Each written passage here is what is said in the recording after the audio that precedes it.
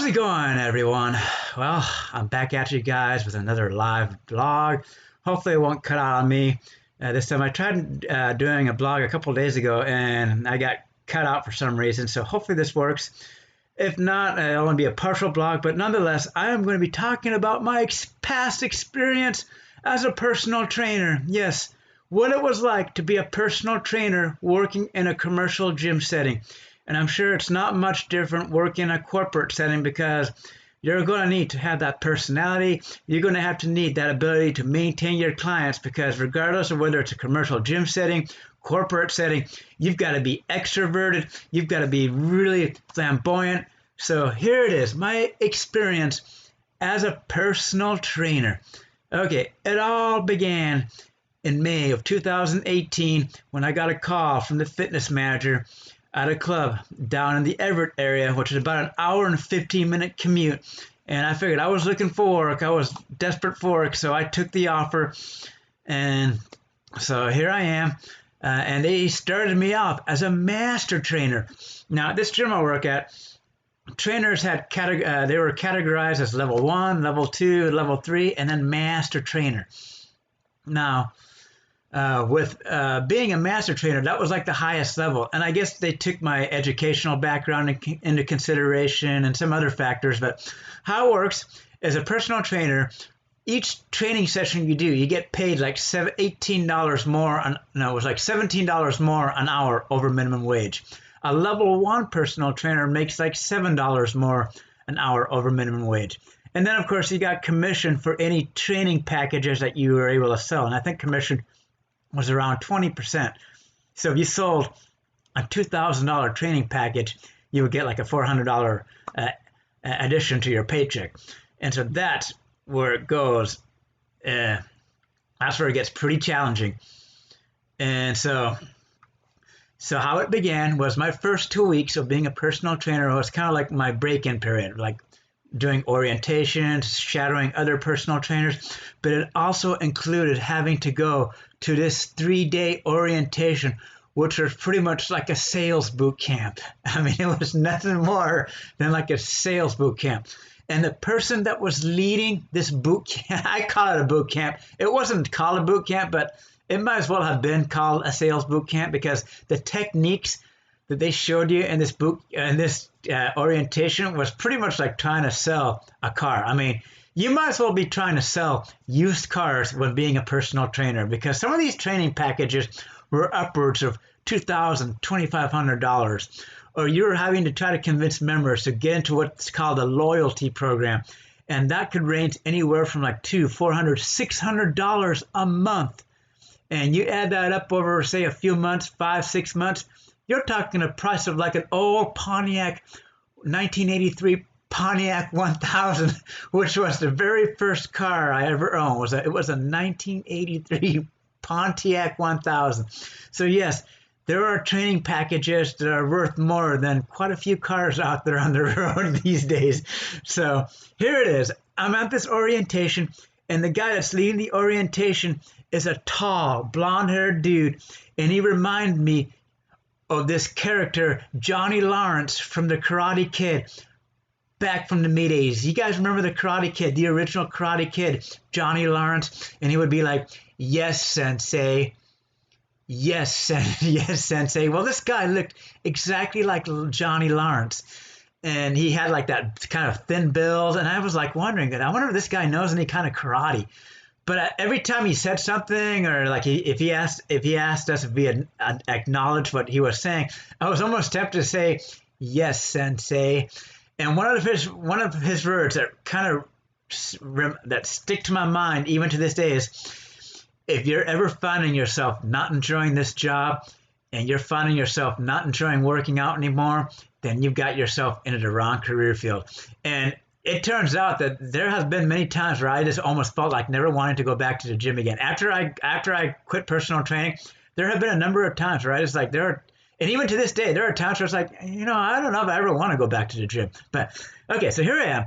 I'm in this 3-day orientation, learning how to be a master salesman because never mind being a master trainer, I'm trying to be a master salesman.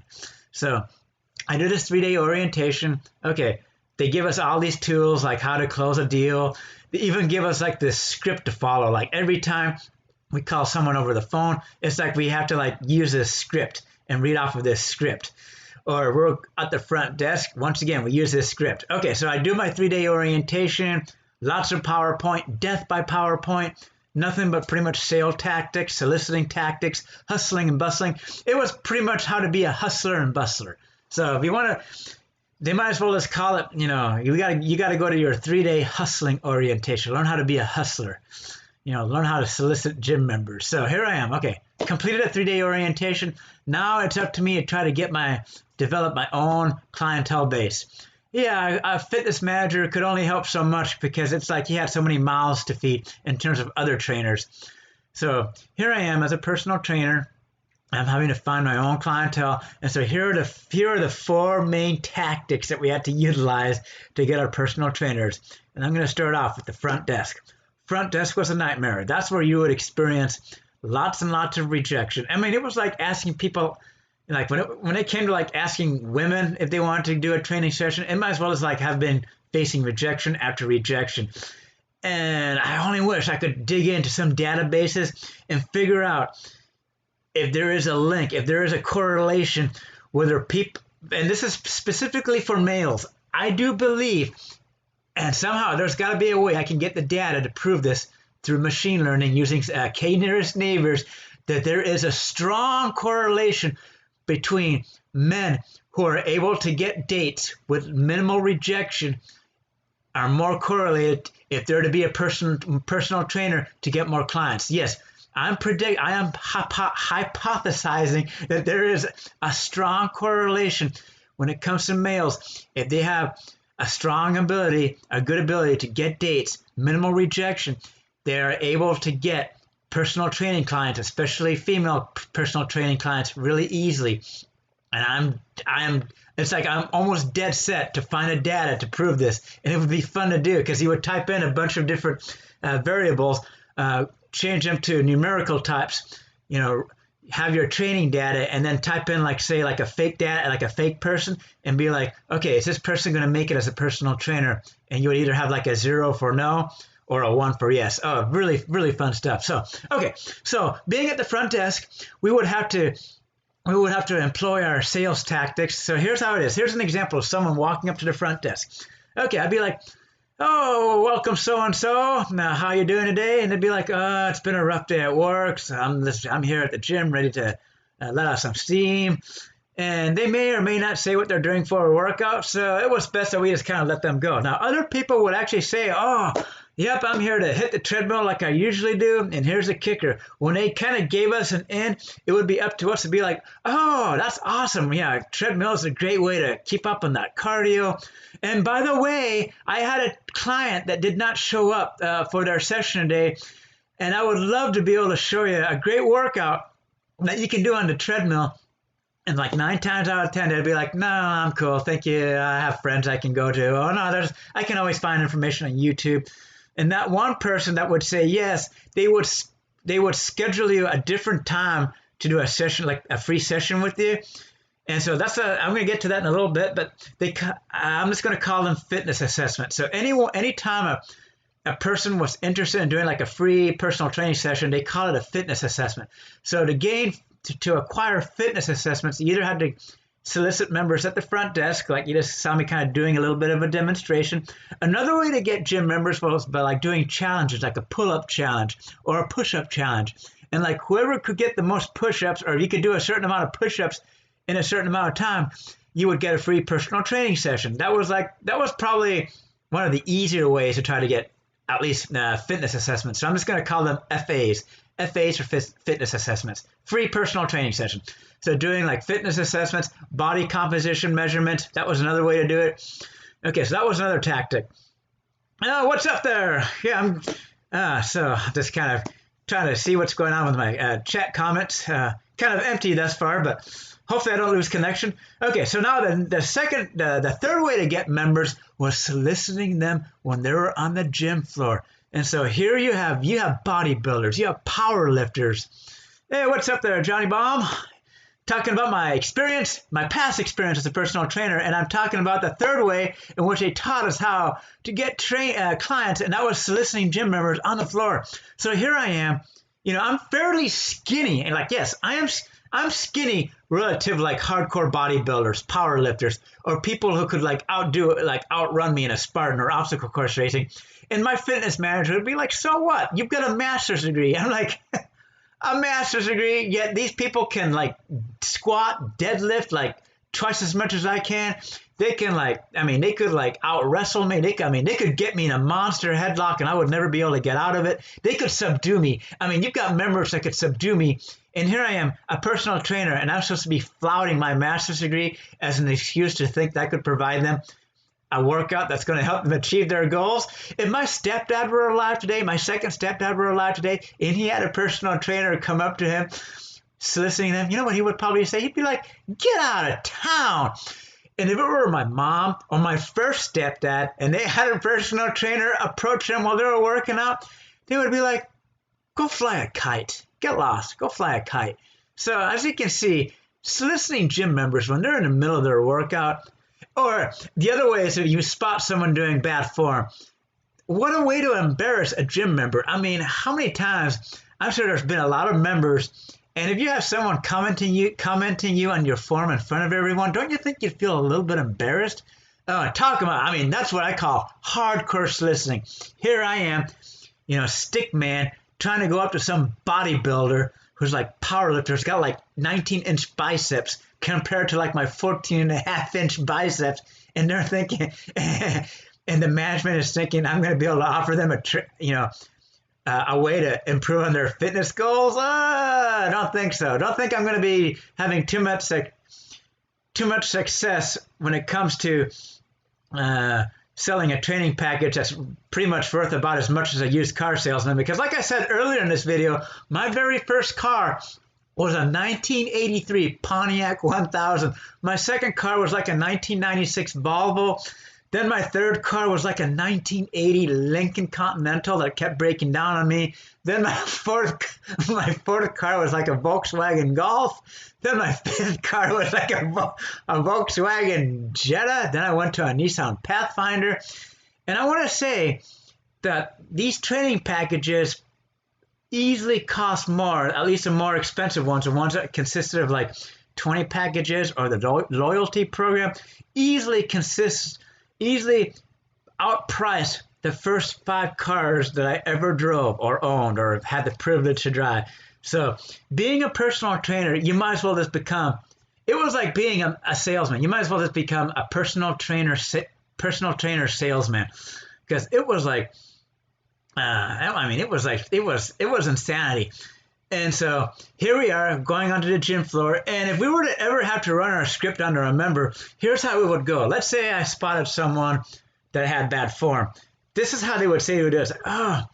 I noticed that, I can show you a much more efficient way to really target those muscle groups, even though you're not saying to the person, hey, you got bad form, you want to correct that. What you're trying to do is you're trying to show them a better way of doing it. Kind of you're kind of, being sleazy. You're kind of being a little sneaky about it. But I know members, they know when a personal trainer comes up to them, I'm pretty sure the majority of members know that they're trying to be hustled into buying an expensive training package. So it's that was always in the back of my mind.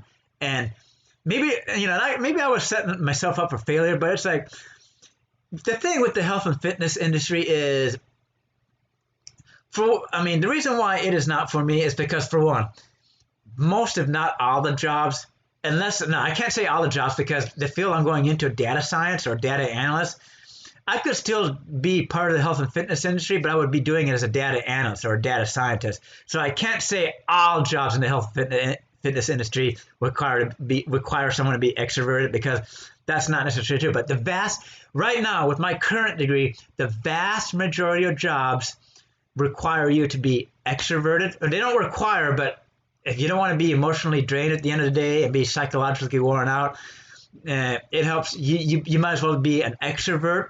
You've got to be flamboyant. You've got to have awesome bedside manner. You've got to be able to put up with people when they're in the worst part of their life. They're dealing with sickness. You're trying to prescribe a training program to someone who's, has heart disease.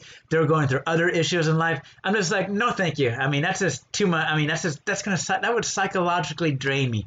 I have to hand it out to nurses and doctors and people, occupational therapy, physical therapy, because you're dealing with people when they're in their worst moments in time. I mean, that's just, no, thank you. I mean, that's just got to be emotionally and psychologically draining. I would rather be that person that's behind the scenes, collecting data, maybe figuring out, okay, getting all this data on, like, whether it's personal trainers or whether it's on physical, modalities used to treat modalities used to treat physical therapy patients. Something in the background where I can contribute, but I'm doing it in the background, coding, interacting with like other team members at the corporate level, saying, okay, this is maybe what we need to do to help our personal trainers become more successful based on the data that we found here. Maybe we're having our personal trainers be too much of like car salesmen, and that's not working out to be in the best of benefit in terms of retaining our personal trainers. So maybe something in the data, because from my experience, that's oftentimes what happens. I mean, there was a lot of turnover at my job as a personal trainer, lots of turnover. And it's like, yeah, I mean, who wants to be a car salesman? Who wants to wake up every day knowing that they're pretty much having to be a car salesman? I mean, that's just pretty much what you are. In my experience, I felt like I was having to sell cars. I mean, it's like, if I were able to sell personal training packages, I might as well just have applied to a car dealership and, start selling cars. And why not take it up a notch? Why not get into some real estate? If I was going to be a personal trainer, it's like, why waste my money on the degree that I have? Why not just be a real estate agent? I mean, I could be selling, if I were a successful personal trainer, obviously I would be successful in sales. I would be like taking like classes on real estate and be selling houses and then like selling $1 million homes. I used to snowboard with someone who he claims he taught Eddie Vedder how to snowboard. I kid you not. He claimed, and come to think of it, I don't see why he would really lie about it. I mean, but he's a really good snowboarder. He's an awesome snowboarder, and he claims to have taught Eddie Vedder how to snowboard. I mean, that's the lead singer of Pearl Jam, and he is now a top dog real estate agent in like the Bellevue, Redmond, Issaquah area, selling $1 million homes. So, I mean, if you were to be a personal trainer, he's got the personality, even though he has even if there was a gym that didn't require certification or any college background or any degree for that matter, if he were to be a personal trainer, he would probably outdo any other personal trainer at any gym. I mean, that's how good of a real estate man he is. So when it comes to sales, I mean, if you're successful in sales, you will outdo any personal trainer. It doesn't matter what your educational background, because my fitness manager would always tell me to flout my master's degree. Oh, you got to flout your master's degree. You got to tell them that you got a master's degree in exercise science. It's like, it all comes down to personality. I'm an introvert, guys. I'm an introvert. I like socializing with people. I crave it. I need more. I need a lot more. I'm severely lacking of it, but not in a career field. I don't want to have a career field where it's my job to be doing that.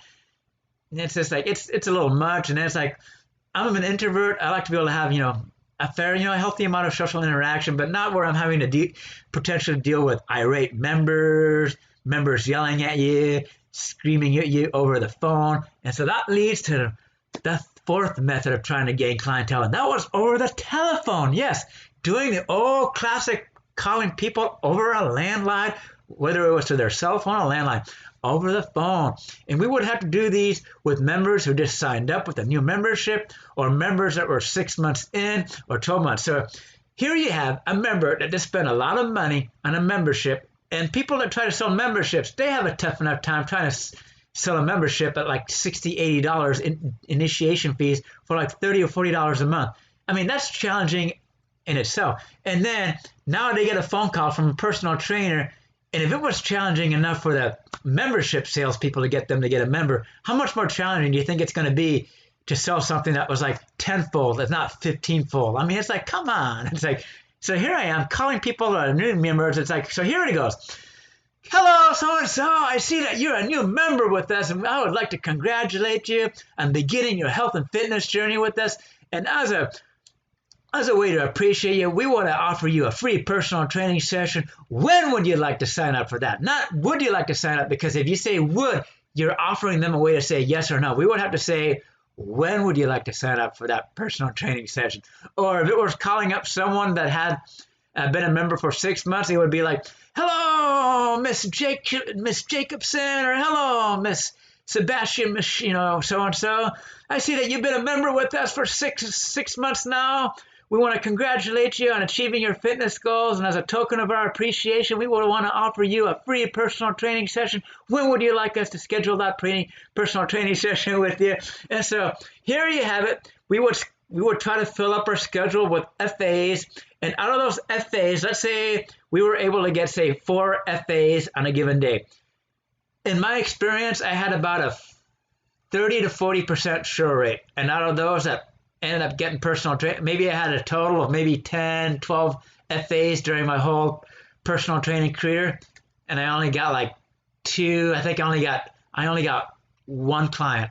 The rest of the clients, the other clients I ended up getting were from the management. They sold the packages, and they were able to get it down to me. So, but I only recall getting 1 where I myself got the package was 1 client, and the only other time I was able to maintain a client was 1 time. And so that was it. That was my success as a personal trainer. Quite minimal, to say the least. So being a personal trainer, if you're an introvert, doesn't matter what kind of degree you have, if you don't have the right personality, if you're going through any kind of mental issues, it's not the career field for anyone going through those kinds of situations. I am so glad I am going into this data science career field, because so I got to be careful when I say like, oh, I'm completely out of the health and fitness. Hey, Jason, how's it going? Good. All right. So yeah, just kind of trying to acknowledge people when they come in the chat here. So like I was saying, I'm so glad that I'm actually going into this data science career field, because it would be kind of cool to be working at the corporate level, whether it's for like in a corporate setting, but doing like the data, analytics part, maybe figuring out what can we do to better, keep our personal trainers, or what can we do to better maintain our members, or when it comes to like fitness equipment, like if you work for like a major fitness equipment manufacturer, say like Peloton. I can see like Peloton, like that's a huge, that's a pretty big thing. I can imagine they've got like data scientists or data analysts working for that company, figuring out, okay, what's the average age? What time of year do people are most likely to purchase their Peloton? What's the demographic? How can we maybe reach out to other demographics? Okay, maybe certain demographics are able to afford a certain monthly premium or so forth. Oh, how fun it would be just to be that person that's doing all the background data analysis part and kind of sharing it to like the company leaders and the stakeholders of the company, your findings, and then what you're doing is you're presenting it to company leaders or stakeholders, and they kind of implement the changes that need to take place to make the company more successful. That's where I feel like I'm going to do a hell of a lot better, because you're pretty much doing a lot of coding. You've got a lot of autonomy.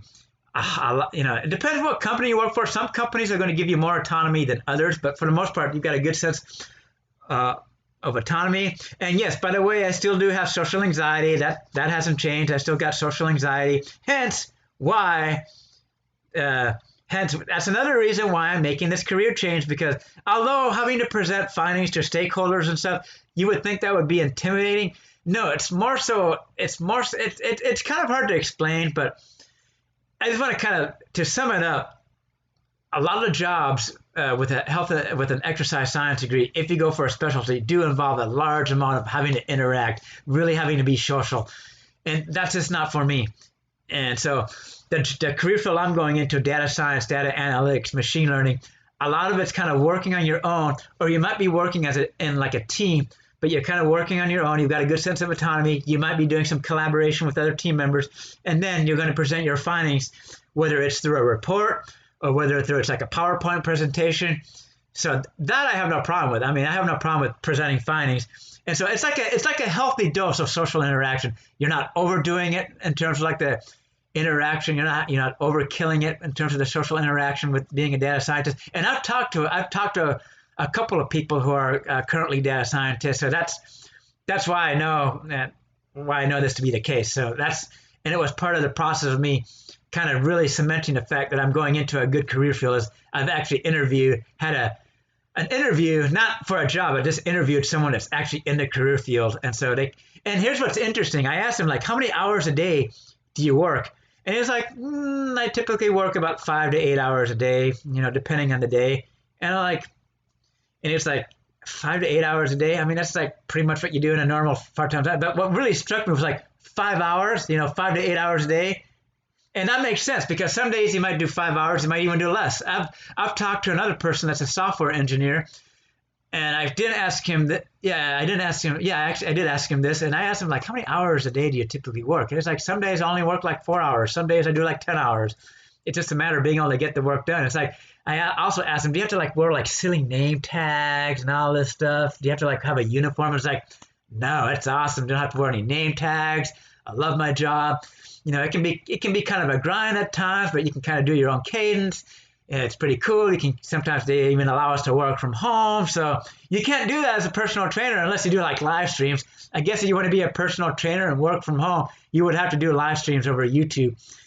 But as far as being a personal trainer at a commercial gym setting or being a physical therapist or occupational therapist, I don't really think there's such thing as being able to work from home. And being that my family is in Colombia and I'll scatter all over the place, I pretty much want to have a job where I can work from home. So if I want to visit family and spend a few weeks with them, I can still do my work by working from home and don't have to be so alone. And so that's the thing, working from home, I don't have to be so alone because I could be working, as long as I've got internet connection, I can be working remotely, being close to family and whatnot. So that's another positive going into this career field. So I'm kind of getting into a tangent talking about my personal training experience and now kind of going into the positives of this data science career field I'm going into. And I should probably leave that for another video, but going back to my personal training experience, what can I say more about it now that I've kind of got, I'm glad that, I'm happy to see that my inspiration is helping you out there. That's good to know. I'm glad to hear that. And so, like I'm saying, personal training, it's one of those things that it's like you almost want to be an alpha male. You want to be the alpha male. And if you're just watching this, I think I said something like this earlier in the video, but I am out to prove my hypothesis that men who are able to attract women and get them on a date and have minimal rejection are the same kind of men that if they are personal trainers can easily get clients. And so that would be an interesting hypothesis to prove. And I'm sure that can be done through machine learning very easily. That can easily be done through machine learning. And if you really wanted to get scientific about it, you could do like a 30-second convert. You could just like have a person that's really good with women, have them talk into like an interface for 30 seconds, and it could measure their rate of speech, tone of speech, how many times they repeat a certain words, do they mumble, facial expressions. You can measure like what their personality type. You could put in all these different variables, and you could run a machine learning model, an algorithm, and it could predict whether or not a person's going to be successful as a personal trainer. And if such algorithm exists today, and if I were to speak into an interface, it would probably more than likely be like, okay, final result, Donnelly Miller, succeed or non-succeed as a personal trainer. And it would probably point non-succeed. And it's funny because an old buddy of mine, when I came back to Washington State, after living in Florida, when I came back to Washington State, and I told him that I was going to school to be in exercise science, I swear he was probably the most disappointed ever in me. He was like, exercise science, and you want to be a freaking personal trainer? You want to be a personal trainer? What are you going to do as a personal trainer? You're going to have to get your own clients. You're going to have to, he didn't say the word hustle, but he might as well have said the word hustle. It's like, what are you doing, man? You're going to waste money on a college degree. You're going to waste money. It's like, why not just, do a job where you're giving a task? Why not do something like being an accountant? You like work, and see, my friend, it's like my friend knew more. It's like my friend knew more than I know about my own self. It's like, you liked working with numbers. You like working with math. Why not be an accountant? Get a degree in accountant. in accounting, and then you can work for some firm. And what's funny? Even if I had gone for an accounting degree, I could almost assure you I would have a job as a data analyst right now. Because yes, even though you get a degree in accounting, a lot of the same skill sets overlap. So if I had followed my friend's advice, and he was an ex-Marine, let me tell you, he was, I remember when he told me, he's like, he would be like, hey, what's up there, squid? Because I was in the Navy, he was a, former Marine, I'm former Navy. He'd be like, oh, what's up there, squid? And it's like, yeah, you should. It's like, man, I should have followed his advice. If I had gone for an accounting degree, I would more than likely be a data analyst by now. But I can't look back in the past. And when I told him that that I had been a personal trainer, he didn't like lecture me or anything, but I could tell he was kind of like, yeah, I told you so. So, as far as so that's the thing. I'm going to address, it seems like you do have to be near, I don't know I can't say for sure, I don't know, but regardless of but most jobs out there, yes, you do have to be a certain personality type, but when it comes to programming, it seems like it's a lot of people, it's like, because if you're programming, people sometimes always have like this thing, it's like, oh, programmers are like kind of like, I don't like to generalize, but it's like, I just feel like it's more of a suitable career choice for me because, I'm only interacting pretty much with the computer screen. I can get up and do some exercises to kind of keep the blood flowing, or, instead of drinking caffeine. I'm pretty much interacting with other team members. I'm not really having to be Mr. Social Butterfly, even though I do crave social interaction. Don't get me wrong, I crave social interaction, but not in the traditional sense where it's like you're having to deal with customer after customer or patient after patient. That's just a lot. That's just, and so yeah, so it's like I just feel like going into a career field that involves programming, coding, and not medical billing and coding. No, forget that. That's going to be taken over by AI anyways. No, that's a whole different thing. Medical billing and coding. No, don't get confused with that. I'm talking about coding for like programming, like for Python or like Java or R. Something you do for data analyst or data science, machine learning. That's what I mean by coding, Python, programming, whatnot. So really, it's and the other thing we did for our members is we would also have to follow up. Here's the thing, if a member rejected us, we would even also have to be expected to follow up with those rejected people that rejected us. And to answer your question, were clients polite? It depends. This is going to be kind of funny. My very first personal training client, I'm not going to, he was an older guy, but I could tell he was not very happy with the way I was training him, because every time I would say like an exercise, many times they'd be like, I don't know if I should be doing that. And you know what that reminded me of? You remember that game that used to be called Mike Tyson's Punch Out? And I think they just dropped it to Punch Out. And it would make that kind of sound every time, like you missed a jab or something. It would kind of like make that knocking sound, like did it. But every time that felt like I was messing up with my very first client, I felt like I was messing up in that game of Punch Out. It was like, oh crap. And so, obviously I wasn't able to retain that client. Once his 5 sessions were up, he was done. He was out. He was out the door. And so I want to say 80% of my clients were clients that had only bought in a 5-pack. They call it the 5-pack. It was like the cheapest training package.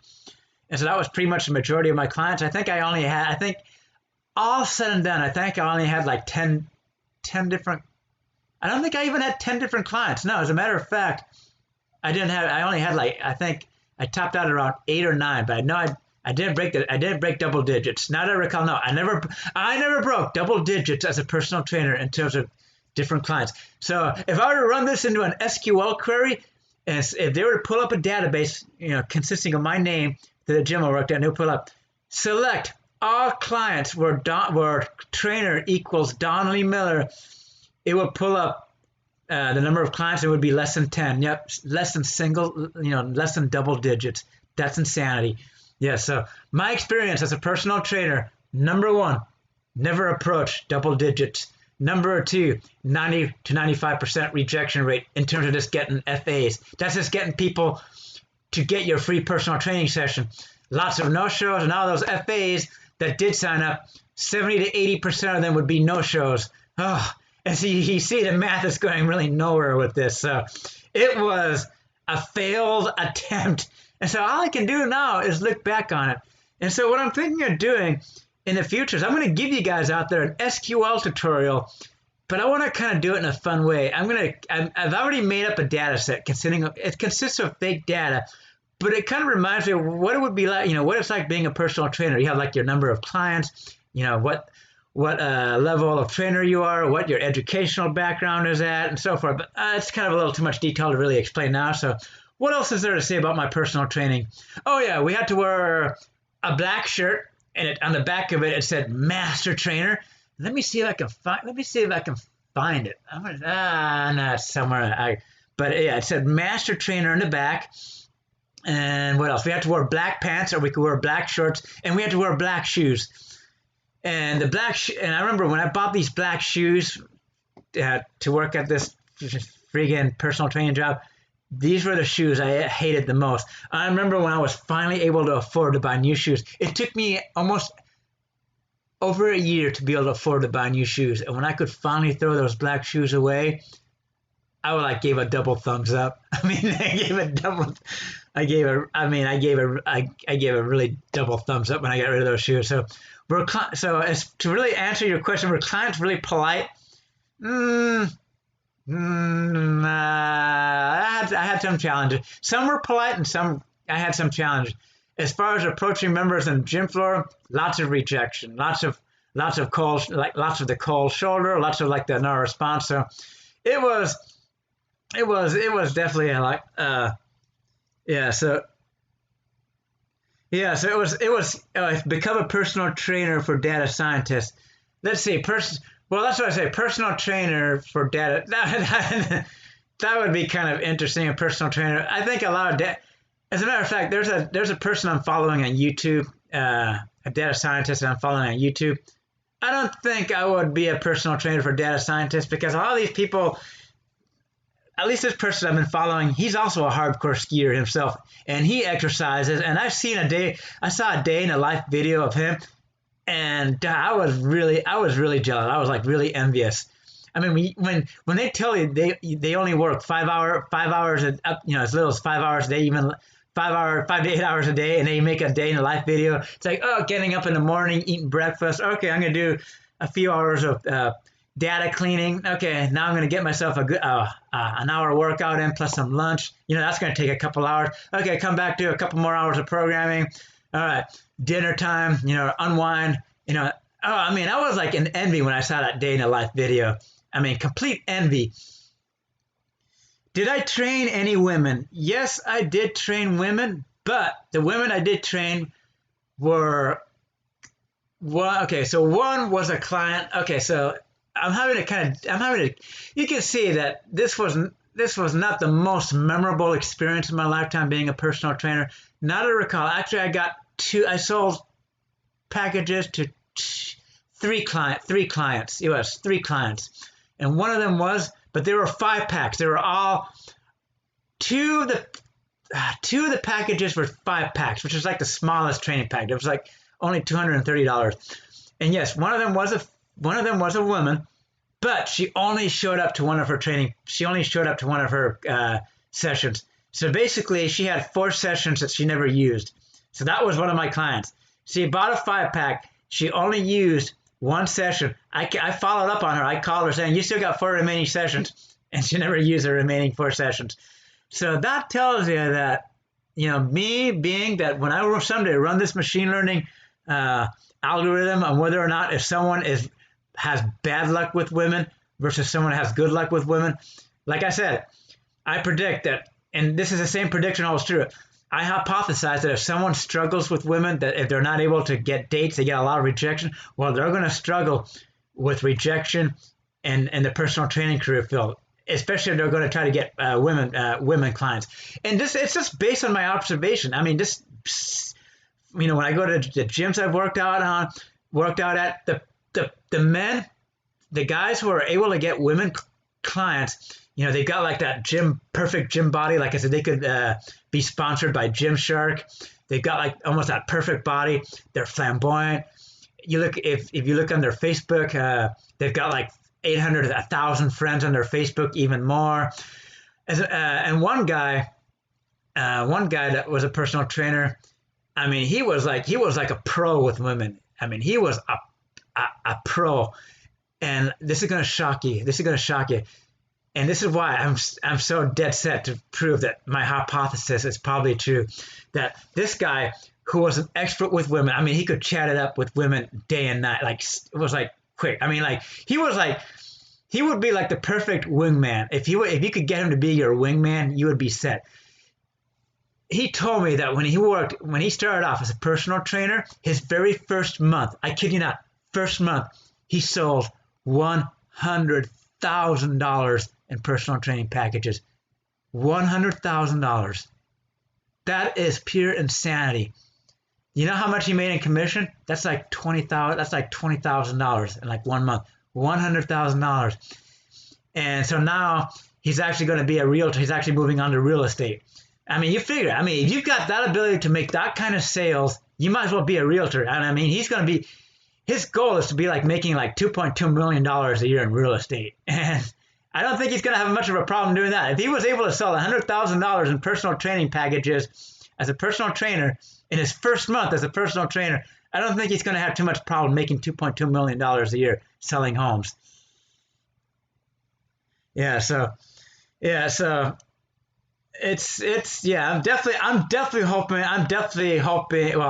I'm definitely feeling like that the career field that I'm going into, data science, is going to be a lot more suitable. And by the way, I just finished my second project for this Udacity program that I'm doing. I just turned in my second project, so I'll maybe find out tomorrow if I have to resubmit it or not. I'm interested to see what my feedback is on it. But once it's actually completed, once they actually accept my submission, what I'm going to do is I'm going to upload it to my GitHub, and I'm going to post that. I'm going to post a link to my GitHub. I'll post it on this video because hopefully I'll get some feedback within the next couple of days, and then I'm going to upload the last two projects, the first two projects that I did for this Nanodegree program I'm doing it. And this second project, I spent over 24 hours to complete. 24 hours to complete this second project. Almost probably closer to 30 hours because I wanted to make sure that it was proofread, that my code worked properly, that I really answered the questions I was trying to answer. And to give you an idea, for my master's in exercise science, your thesis when you're doing a master's degree program is like the hallmark of your degree program. It's what you spend the most time on. And I probably spent around 110 hours total on my thesis. I've already on the projects, the 5 projects that I've done now, 3 of them are on my GitHub. I have 3 projects on my GitHub. I'm about to have these 2 projects once they get approved. So I'm hoping. I think my video is going off on me. So so I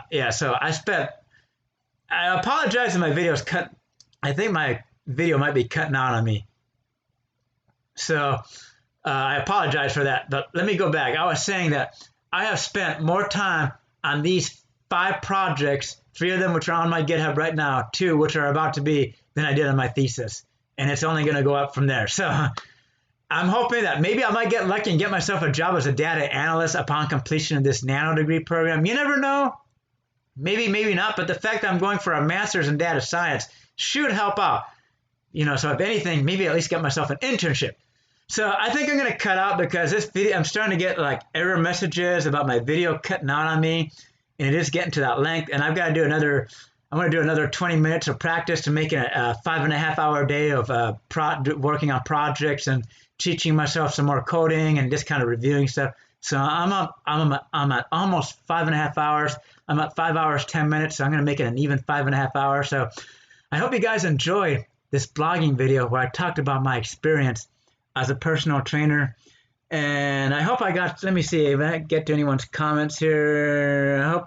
I apologize if I didn't get to all of your comments here, but and yes, as far as maybe starting a fitness podcast, that's something I might do like once I get myself more settled into my new career field, because then I'll have better access, more knowledge on how to like have better webcam, better attach a better webcam. I mean, that's simple stuff, but I mean, once I get myself settled into my new career field, then I can probably figure out ways to do like a podcast and really, kind of get the gist of like other aspects of like computer science and how to even like the computer hardware, like getting familiarized with like hardware components and all that. So that's part of going into a computer science related degree, is I will become familiarized with not just data science itself, but even learning about hardware along with the software. So yes, I have thought about maybe doing a fitness podcast. That's, going on down the line. But first of all, I need to get myself settled into my new career field, get my own place to live, because once I have my own place to live, I can get my own gym equipment. And sure, why not? I can do my own fitness podcast because I'll have my own gym equipment. I'll be able to do my podcast from home, whether it's, especially if I can maybe afford a house or something and do it like in the garage or something. Sure, I'd definitely do a fitness podcast. And I'm going to make sure I check my email.